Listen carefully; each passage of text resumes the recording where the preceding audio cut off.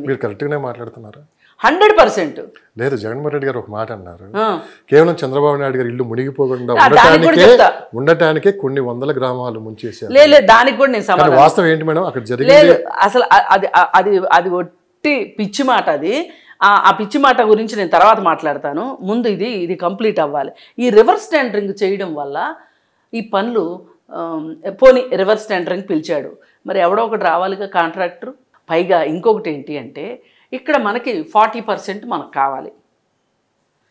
ఇప్పుడు 198 కోట్ల కంటే ఎక్కువ పెంచితేనేమో నువ్వేమి ఆదా చేసావు అంటారు. ఒకటి ఆదా చేద్దాము అంటే ఈయన కమిషన్ ఈయనకి రాదు, ఆ కాంట్రాక్టర్కి మిగిలేదు, ఆ కాంట్రాక్టర్కి మిగలదు, అక్కడ పని జరగదు. అందుకని చెప్పి అది కాస్త గోల్డ్ స్టోరేజ్లో పెట్టేశారు. పెట్టేసిన దాని ఫలితం ఈరోజు ఈ 5 సంవత్సరాల పాటు వాళ్ళు బుడమేరు కాలువని నిర్వహించలేకపోవటము, కనీసం పూడికలు తీయకపోవటము, కట్టలు బలహీనపడటము వాళ్ళు చేసిన దుర్మార్గం. అయితే ఇక్కడ ఇంకొక లాజికల్ పాయింట్ ఏంటి అంటే వీళ్ళు జగనన్న కాలనీలు అని మొదలెట్టి ఈ జగనన్న కాలనీలు హైట్లో ఉన్న పొలాలు కొనకుండా అక్కడ కూడా పిల్లి పేరేసే తక్కువ రేటుకి పొలాలు కొని లో లెవెల్లో ఉన్న పొలాలు కొన్నారు తక్కువ రేటుకి కొని. వీళ్ళు గవర్నమెంట్కి ఎక్కువ రేటు చూపించారు. ఆ స్కామ్ కూడా బయటకు వచ్చింది కదా, ఆవు భూముల స్కామ్, ఇవన్నీ వచ్చినాయి కదా.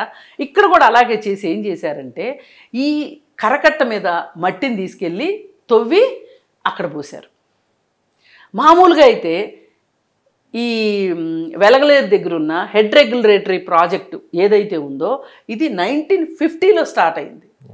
నీలం సంజీవరెడ్డి గారు ఉన్నప్పుడు మొదలైంది. యాక్చువల్గా అక్కడ ఒక రిజర్వాయర్ కట్టాలి ఇంకొంచెం వెనక గ్రామాల్లో. అప్పట్లో 8 గ్రామాలు ఖాళీ చేయాల్సి వస్తుంది అని చెప్పి ఖాళీ చేయకుండా ఒక చిన్న నాటకం ఆడి ఈ హెడ్ రెగ్యులేటరీ తీసుకొచ్చి ఈ కౌలూరును వెలగలేరు దగ్గర ఎళ్ళనెత్తిని పెట్టారు.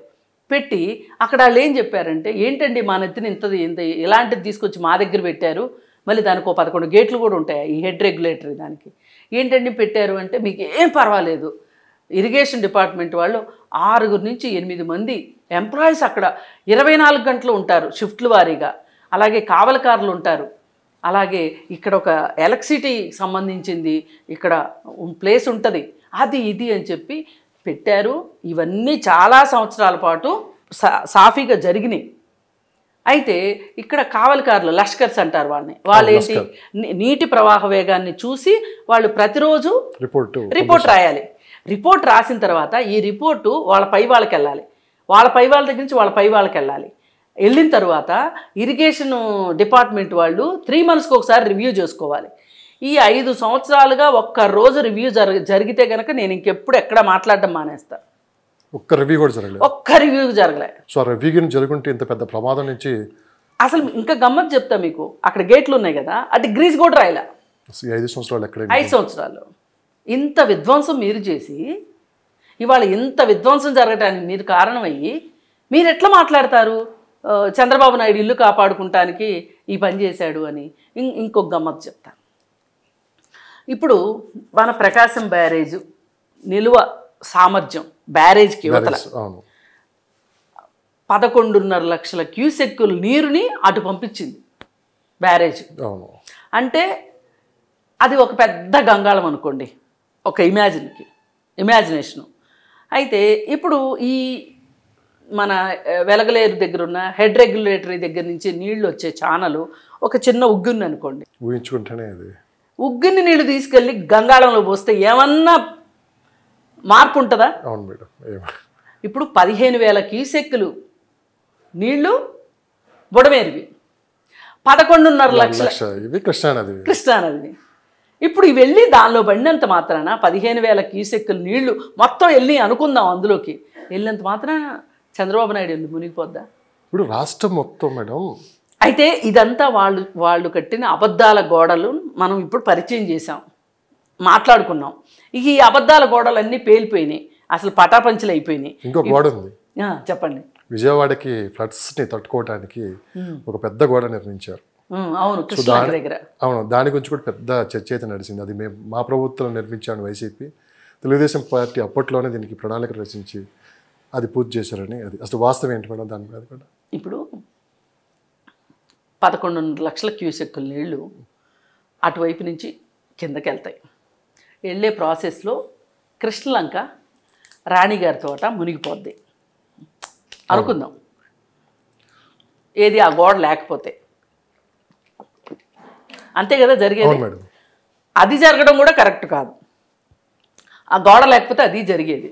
కొన్ని లక్షల మంది ఈరోజు పొలాల్లో అరచేతులు పెట్టుకోవాల్సి వచ్చేది ఆ గోడ లేకపోతే. అవి కృష్ణలంకలో నుంచి విజయవాడలోకి ఎట్లా వచ్చేయండి నీళ్లు?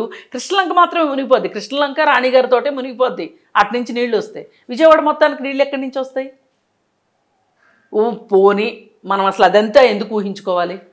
ఆ చెత్త ఊహించుకోవడం అనవసరం. ఆ గోడ కట్టారు, కృష్ణలంక వెనకమాల కట్ట కట్టారు.